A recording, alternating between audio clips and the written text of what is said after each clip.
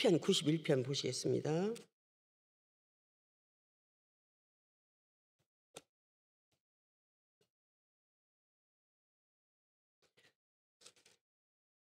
시편 91편 1절에서 4절까지입니다. 시편 91편 1절에서 4절까지 함께 봉독하시겠습니다. 지존자의 은밀한 곳에 거주하며 전능자의 그늘 아래 사는 자여, 나는 여호와를 향하여 말하기를 그는 나의 피난처요 나의 요새요 내가 의뢰하는 하나님이라 하리니, 이는 그가 너를 새 사냥꾼의 올무에서와 심한 전염병에서 건지실 것이미로다. 그가 너를 그의 깃으로 덮으시리니 네가 그의 날개 아래에 피하리로다. 그의 진실함은 방패와 손방패가 되시나니. 여기까지입니다.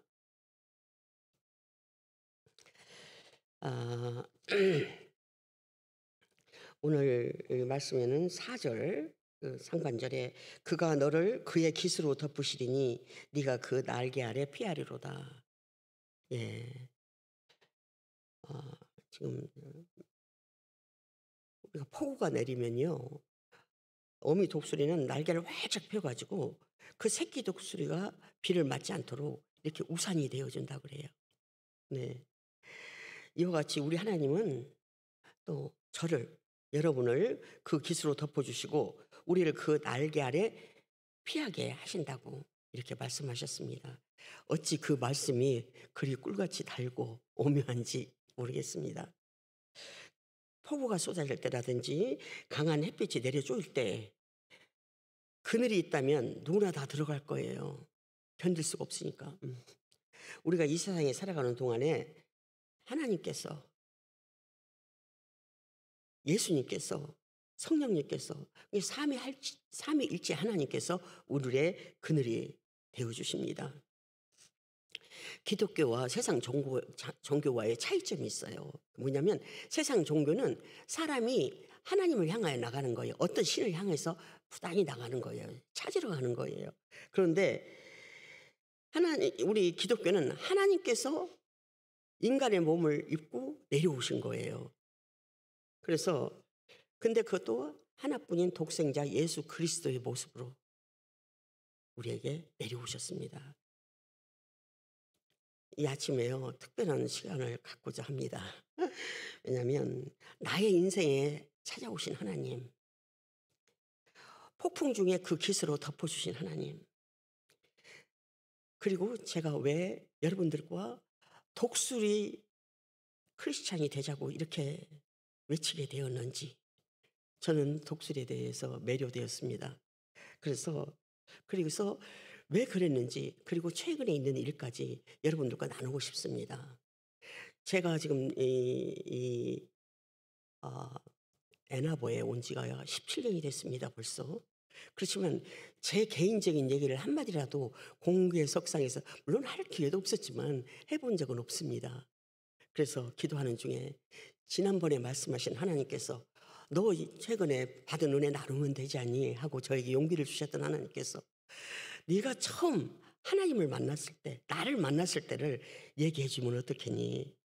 이런 마음을 저에게 주셨어요. 용기를 주셨습니다. 그래서 항상 이 자리에 서려면 떨리지만 더 떨리는 마음으로 오늘 왔습니다. 그래서 여러분, 오늘 아침 여러분들을 더 마음으로 환영하게 되었습니다. 이 아침에 짧은 시간에 나누기에는 너무 시간이 여의치 않아요. 그러나 제 마음에 단 한 가지, 왜 제가 예수님을, 하나님을, 성령님을 만났는지 간증까지 하게 된 거는 오직 우리 모두가 이제는 제자리에서 제자리 걸음하는 그런 크리스찬이 아니고 독수리 크리스찬이 되었으면 하는 열망, 그것은 제 열망이 아니라, 제 열망뿐만이 아니라 그것은 하나님의 열망이기 때문에 여러분들과 나누고 싶다. 그래서 섰습니다. 제 얘기를 하려니까 조금 떨렸습니다. 올 때도. 저는 그런데 짧은 시간이기 때문에 제가 최소한 간략하게 말씀드릴게요. 한 5분이나 10분이나 조금 여유를 가지고 동참하셨으면 좋겠습니다. 우리 형제는요 모두 7이에요. 옛날에는 막 10도 낳고 그랬잖아요. 7이에요. 제일 위에 오빠가 있고요. 그다음에 딸 형제가 5이 있고 그다음에 제일 아래에 남동생이 하나 있어요. 이렇게 7인데 맏아들인 오빠하고 그다음에 딸로서는 둘째인 저 이렇게 둘을 하나 아니 저기 아버지께서 서울로 유학을 보내셨어요. 저는 마치 요셉이 아버지 야곱의 그 특별한 사랑을 받은 것처럼 그렇게 자랐습니다. 아버지는 저에게 큰 꿈을 안고 계셨어요. 그런데 1967년 60세를 일기로 아버지가 별세하셨어요. 아버지는 나에게는 꼭 내가 성공해야 할 이유였어요. 정말 그거는 절실했어요. 그래서 나는 꼭 어떤 의미의 성공인지는 모르지만 성공하고 아버지의 꿈을 이루어 드리라는 그런 야망을 갖고 있었습니다.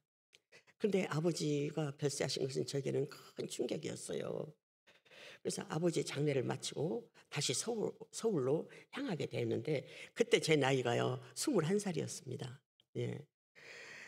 광주 기차역에 가서 표를 구하려고 하니까 표가 다 매진됐다는 거예요. 왜냐하면 그때가 새해가 되는 새해 첫 토요일이었거든요. 그러니까는 귀향했던 사람들이 다 서울로 올라가고 하면서 표가 없는 거예요. 그래서 참 난처했어요. 가야 되는데 어떡하나. 뭐 그동안에 사연이 많죠. 그거 다 자르고 간단하게 말씀드릴게요. 그랬더니 매표원이 저의 난감한 표정을 보면서 얘기했어요. 서대전까지는 앉아서 갈 수 있습니다. 표가 있습니다. 그런데 서대전에서 미리 예매하신 분이 타시면 자리를 내드려야 되고 서울까지 서서 입석으로 가셔야 됩니다. 그래도 괜찮겠습니까? 선택의 여지가 없기 때문에 표를 샀습니다. 그래서 기차에 몸을 실었는데요. 어느 사이에 서대전까지 왔어요. 근데 저는 여행도 즐기고 성격이 밝기 때문에 그래서 슬퍼하거나 뭐에 깊이 젖어 있거나 이러진 않아요. 근데 그 아버지 어떤 아버지입니까? 아버지가 돌아가시고 난 다음에 서울로 다시 향하는 제 마음은 너무 슬펐어요. 그래서 언제 서대전까지 가는지 몰랐어요. 근데 기차가 조금 있으니까 멍하니 밖을 내다보는데 기차가 서서히 출발하기 시작하는 거예요. 근데 누가 옆에 서 있는 것 같아. 그래서 이렇게 보니까 미국인이었어요. 근데 바로 그분이 제 자리하고 제 자리의 주인이었어요. 그래서 제가 '아 이분이구나.' 생각을 해서 일어났죠. 그랬더니 그분이 그랬어요. "괜찮습니다. 좀 좁더라도 같이 갈 수 있습니다." 이렇게 말씀하셨어요. 그래서 제가 그 자리에 앉게 됐는데요. 조금 지난 다음에 그분이 자기소개를 했어요. "나는 미국에서 온 선교사 조 아멘입니다." 그러면서 어 저에게 조금 있다가 질문을 했어요. 아 "예수님을 아십니까?" 제 생애의 처음 질문이었어요. 그래서 솔직하게 얘기했죠. "저는 예수님을 모릅니다. 예수님의 이름은 들어봤지만 저는 불교 집안에서 태어났고 교회도 한 번도 가본 적이 없고 그래서 저는 예수님을 모릅니다." 그랬더니 조금 있다 그래요. "그러면 예수님에 대해서 관심이 있으십니까? 알기를 원하십니까?" 그래요. 근데 그때 마음이 진짜 그 생각하면요. 하나님은 가장 좋은 때에 기다리신 것 같아. 저를 어렸을 때부터 보시고 그 온 타임에 저를 타치하시려고 기다리신 것 같았어요. 지금 생각하니까 그때는 그것도 몰랐죠. 그러면서 그분으로 말미암아 이제 제 인생이 그 후에 완전히 변하게 되었습니다. 나는 그 이후 신앙생활 열심히 했고요. 그다음에 신학을 공부했고요. 전도사가 되었고요. 목사가 되었습니다. 내 인생이 완전히 180도 달라진 거예요. 어떤 사람들은 믿지 않는 어떤 사람들은 우연이라고 할지 모르겠어요. 그러나 저에게는 그것은 하나님이 그분을 통해서 저를 찾아오신 것이라는 확신이 저에게 확실히 있습니다. 하나님은 그렇게 저를 찾아오셨습니다. 건너뛰고요. 이제 제가 80이 되었습니다. 간증이라는 것이 몇 시간 해도 부족하죠. 그러나 이 짧은 시간에 80이 되었습니다. 근데 79까지는 갖지 않았던 그 어떤 육체적인 변화, 생각, 영, 영적은 아니지만 생각의 변화가 상당히 크더라고요. 근데 제가 언제 하나님이 부실지 모른다 하는 그런 생각이 들면서 꼭 만나보고 싶은 분이 한 분 있었습니다. 아시겠죠? 저를 처음으로 예수님을 소개했던 그 선교사님을 만나보고 싶었어요. 어느 날 문득 그동안의 삶이 뭐 그분을 찾고 만나보고 할까 정말 여유 없는 삶을 살았죠. 여러분도 아시잖아요. 내가 몇 년 동안 우리 집사님 정말 병원에 모시고 다니는 것이 제 삶이었잖아요. 그래서 딸에게 부탁했어요. 수소문을 해다오. 딸이 수소문을 해본 결과 근데 살아계신지 죽었는지 모르겠어요. 딸이 수소문을 해본 결과 지금 미조리주에 살고 계신다. 그걸 알게 됐어요. 얼마나 반가워요. 그래서 편지를 썼습니다. 저를 기억하십니까? 21살이니까 뭐 소녀까지는 아니어도 그러면서 선교사님으로 인해서 제가 예수님을 알게 됐고 하나님의 백성이 되었고 지금까지 믿음으로 살고 있습니다. 때가 되면 한번 만나 뵙고 싶습니다. 편지를 보냈습니다. 답신이 왔습니다. 익사이팅하죠. 답신이 왔어요. 뭐라고 하냐면 기억한다. 그리고 자기도 만나보고 싶다. 근데 만나보기 전에 먼저 내가 책을 한 권 보낼 테니 그걸 한번 읽어봐라. 그리고 책을 보내셨어요. 그 책이 바로 이 책입니다. Soar, Soar, The Way of the Eagle, The Way of the Eagles. 그러면 창공을 높이 나르는 독수리. 그리고 뭐냐면 독수리의 길이에 이 책을 보내셨어요. 그리고 이 앞에 자기 글씨로 몇 마디 반갑다고 하면서 만나보기를 기다린다고 하면서 이 책을 읽어보라고 이렇게 했어요. 근데 이 글씨가 좀 삐뚤삐뚤해서 제가 우리 딸한테 말았어요. 아니 글씨가 좀 힘이 없네. 그랬더니 엄마 미국 사람들도 글씨 졸필인 사람들이 그렇게 많대요. 알아볼 수가 없을 정도로 쓴 사람도 많다고. 아 그러냐. 그러고는 말았죠. 이분을 만난 지가 58년이 됐어요. 와 무심한 세월이 흘렀습니다. 그래서 어 이제 사전을 찾아가면서 그래서 제가 또 다시 편지를 해서 이 책을 잘 받았습니다. 제가 영어가 부족합니다. 막 읽고 이해하기는 어렵습니다. 사전을 찾아서라도 어떻게 해서든지 내가 이 책을 읽겠습니다. 감사합니다. 이렇게 편지를 보냈죠. 그래서 사전을 찾아가면서 번역해주는 인터넷 사이트를 이용해 가지고 이 책을 읽기 시작했습니다.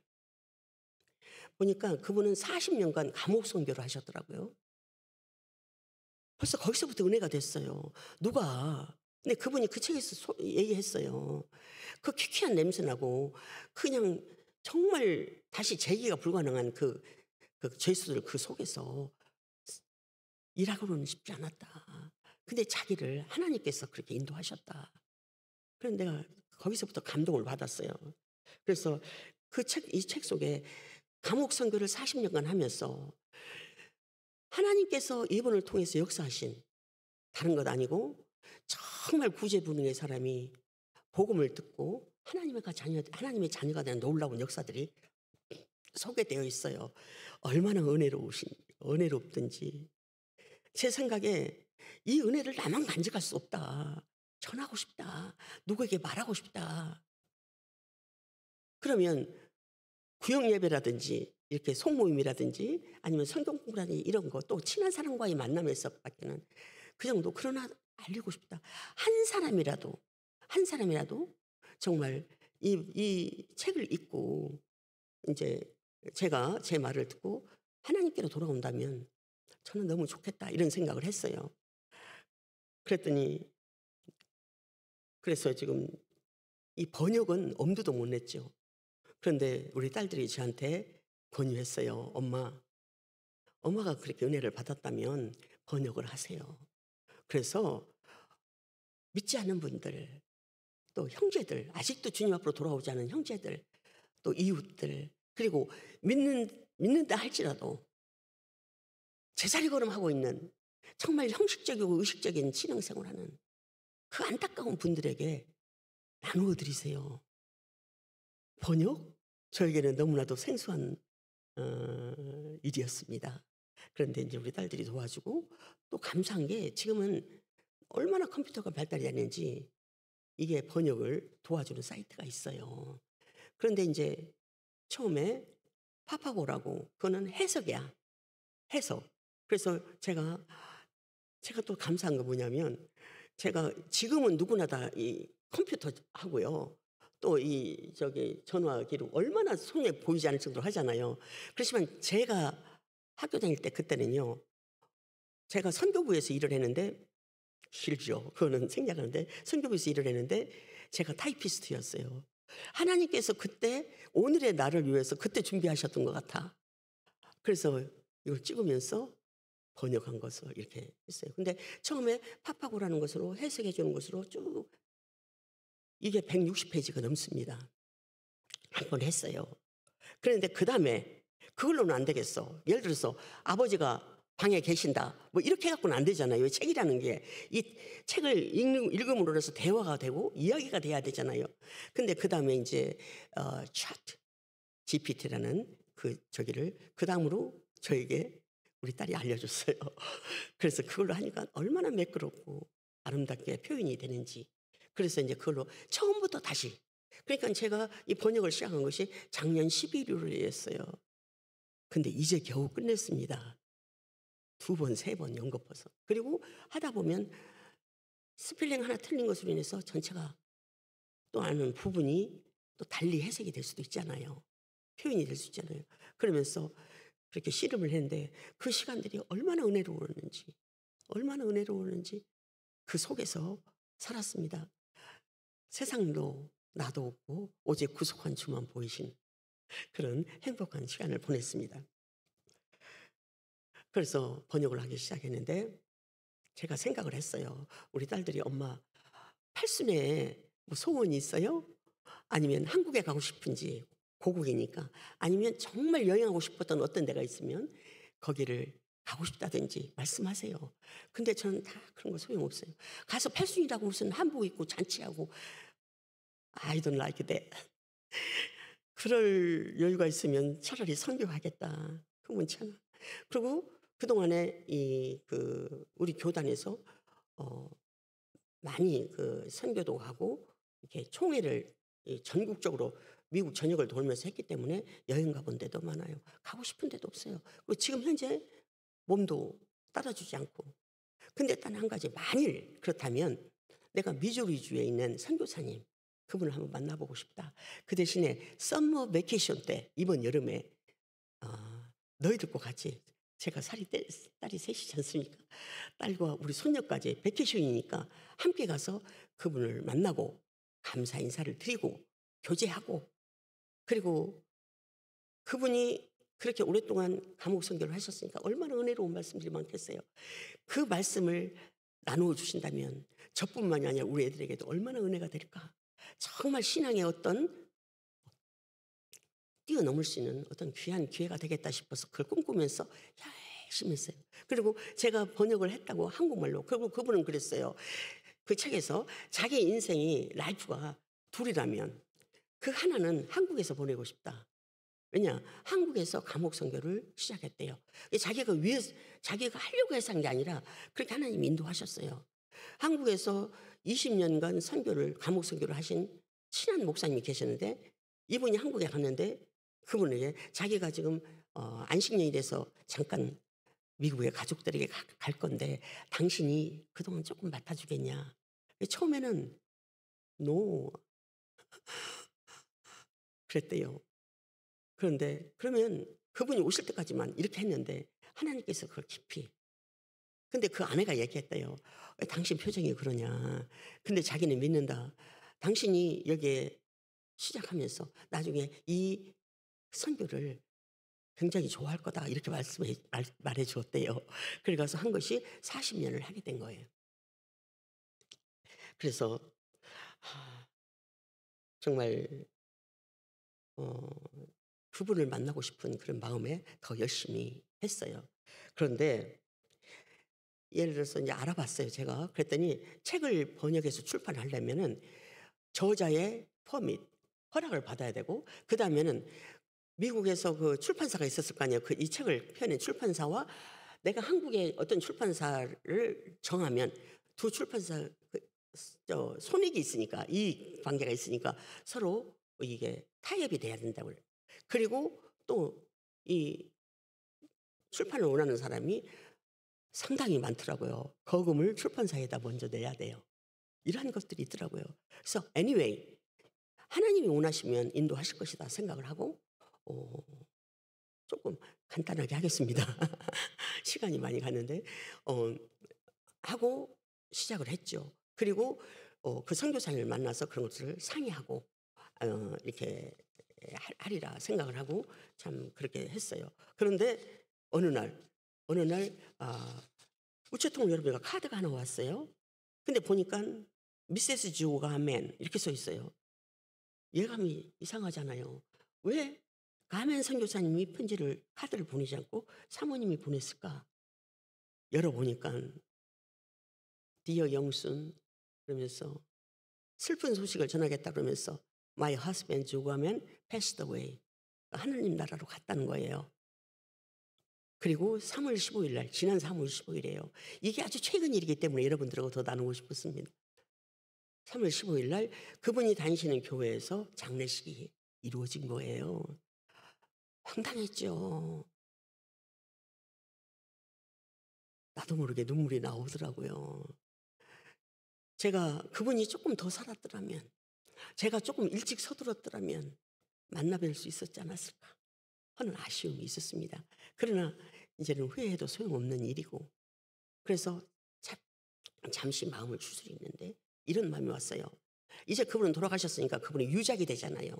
그리고 그분이 그렇게 원했던 내가 이렇게 해보니까 내가 선교를 해보고 감옥 선교를 해보고 이렇게 일생을 주를 위해서 살아보니까 정말 우리는 독수리 크리스찬이 돼야 되겠더라 하는 그 열망 그게 내 마음에 왔어요. 그래서 제가 그분을 만나면 감사해야 되겠다 뭐 해야겠다 뭐 이렇게 했던 모든 것들 그것이 제가 계속해서 이 번역을 해서 이 책을 내서 한국말로 누가 한국말로 그걸 번역하겠어요. Only me 번역해서 단 한 분이라도 예수 안 믿는 사람이 예수를 믿게 된다면 저처럼 또 정말 형식적인 믿음을 갖고 있는 분이 도전을 받아서 독수리 크리스찬이 된다면 그분도 기뻐하시고 하나님도 기뻐하시지 않겠냐. 그래서 마음을 다시 추스려서 번역을 계속했습니다. 그래서 참으로 저에게는 아름다운 시간이었어요. 근데 여기 보면요.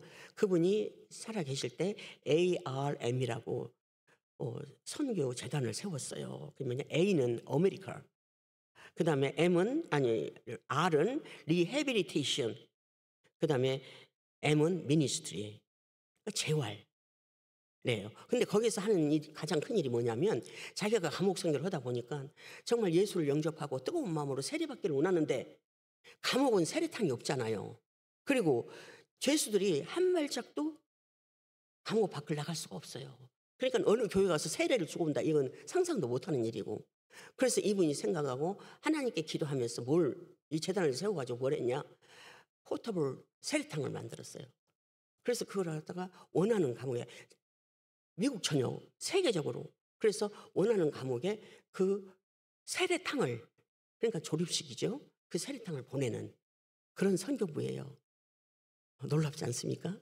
그리고 그분이 또 하나 한 것이 뭐냐면 그 감옥 선교를 하면서 경험한 건데 어떤 소녀가 교회를 왔대요. 주일날 예배를 드리는데 그런데 어떤 깡패 같은 사람들이 몰려왔대요. 왜 그런 알아보니까 이 아이가 인신매매자였어요. 너무 그러니까 지금 잘 사는 나라도 여러 가지 어려움이 있겠지만 그 어려운 데서요. 너무 어려우니까 어린 소녀 딸을 팔아요. 돈 받고. 그런 부모들이 있는 걸 보고 너무너무 놀랐대요. 어떻게 이럴 수가 있는가. 근데 그 소녀는 누가 잡으러 오니까 울고 있었다는 거예요. 거기에 깊이 자기가 정말 충격을 받아서 뭘 세우냐면 여호와 라파. 라파는 치료하시는 하나님, 치유하시는 하나님. 그래서 라파 하우스를 세웠어요. 라파 하우스를 세웠어요. 그래가지고 그렇게 인신매매로 인해서 잡혀온 어린 소녀들, 그들이 소년들 그들이 어느 일하는 곳에 팔리든지 아니면 소녀들은 성적 놀이개로 팔리든지 이러한 처참한 그런 모든 일에 있어서 도와주고 그다음에 인도해주고 또 그런 길을 막아주고 하는 그런 라파하우스를 세웠어요. 근데 그것을 내가 책에서 읽었죠. 그런데 지난 토요일이었어요. 지난 토요일 날 편지가 하나 왔어요. 근데 익스프레스 메일로 왔어요. 20 몇 전이면 살 수 있는 우표 그걸로 붙이면 되는데 보니까 31불 78전이나 내고 익스프레스 메일을 보냈어요. 보니까 미세스 가면 그분 이름이 린다인데 그분이 보낸 거예요. 열어봤죠. 그랬더니 뭐냐면 자기 손녀딸이 미시간주에서 지금 의대생인데 지금 인턴십을 하고 있다. 그래서 그 손녀딸을 방문하기 위해서 갑자기 가게 되었는데 애나버를 지나게 된다. 거기가 어디냐? 디트로이트라는 거예요. 그 애나버를 지나게 되는데 당신을 만나볼 수 있냐? 그러면서 주일날 떠난다는 거예요. 주일날 떠난다는 거예요. 그러면 토요일날 그걸 받았으니 주일날 시간이 없잖아요. 근데 거기에 전화번호가 있었어요. 그래서 급하게 너무 놀랬죠. 우리 그러잖아요. 아까도 말씀드렸지만 우연은 없잖아요. 다 하나님의 인도하심이지. 전화를 우리 딸이 했는데 그래서 그 다음날 주일이죠. 주일 오후에 만나기로 약속이 됐어요. 그래서 지난 주일날 제가 그 남선교회에서 그렇게 음식을 잘하고 하셨다는데 그냥 그것도 그냥 없이 내려가지 못하고 그냥 갔던 바로 엊그저께 일이에요. 네. 그러니 제가 얼마나 나누고 싶었겠어요. 여러분들과. 그래가지고 만나서 점심을 나누면서 이야기를 하는데 정말 그 라파하우스를 근데 누가 나왔냐면 그 부인하고 딸 둘이 나왔어요. 근데 그 이름을 너무나는 알죠. 몇 번을 내가 이걸 외울 정도야. 이 책 전체를 외울 정도야. 큰딸은 스테파니, 둘째 딸은 엔젤라예요. 그 둘이가 아버지가 세워놓은 그 재단, 저기 라파하우스, 그 재단에서 지금 헌신하며 봉사하고 있다는 거예요. 얼마나 아름다운지.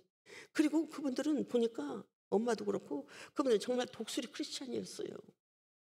다른 게 없었어요. 어떤 게 없었어요. 선하고 착실하고 정말 하나님 뜻대로 사는 그 모습이, 그 향기가 그분들이 하나님의 편지였어요. 그래서 정말 귀한 시간을 보냈습니다. 저에게는 특별한 은혜의 시간이었습니다. 그래서 앞으로 이 책을 출판해서 제일 먼저 여러분들에게 한 권씩 선물하겠습니다. 이 약속을 했으니 큰일 났네.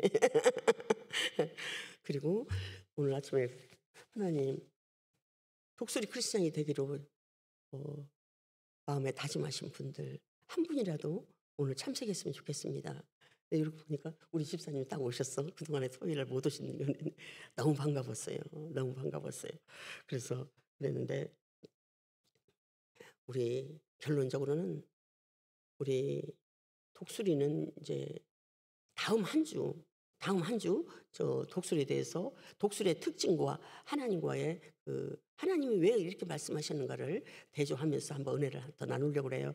그렇다고 해서 목사님 오실 때까지 끝까지 매주 독수리만 할 수 없고 이미 여러분들이 감동을 받으실 줄로 믿고 한 번 더 나누고 그다음에 독수리 시리즈는 마치려고 합니다. 그래서 바라옵기는 우리가 독수리의 눈으로 멀리 보십시다. 여기 나라고 하는, 내 가정이라고 하는, 내 교회라고 하는 여기에서 벗어나서 멀리 보시면 나의 작은 도움이 필요한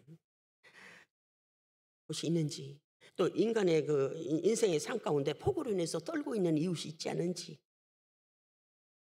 그러면 날아가서 깃으로 덮어주고 날개로 막아주고, 그리고 따뜻한 예수 그리스도의 그 사랑으로 품어주는 그런 좀 정말 좀 적극적인 신앙을 갖고 우리 남은 생애를 살아보면 어떨까? 좀 그러기를 간절히 열망하는 마음. 그래서 오늘 과감하게 시간이 조금 지났습니다만 제가 말씀을 드렸습니다. 신학을 공부하고 또 전도사가 되고 목사가 되고 그런 시간 동안 얼마나 사연이 많았으며 그 이후에 사연은 얼마나 많았겠습니까? 그러나 시간상 이제 80세로 그냥 뛰어넘어 가지고 제가 원하는 거는 저의 삶이 이랬다 소개하는 게 아니라 정말 하나님이 원하시는 것이 적극적이고 정말 생동감 있는, 내가 너를 이렇게 구했잖아. 너가 가만히 있으면 되겠니? 너도 한번 독수리 날개로 창공을 날아봐. 나는 그걸 원한다. 너에게 그 하나님의 메시지를 전해주고 싶은 마음.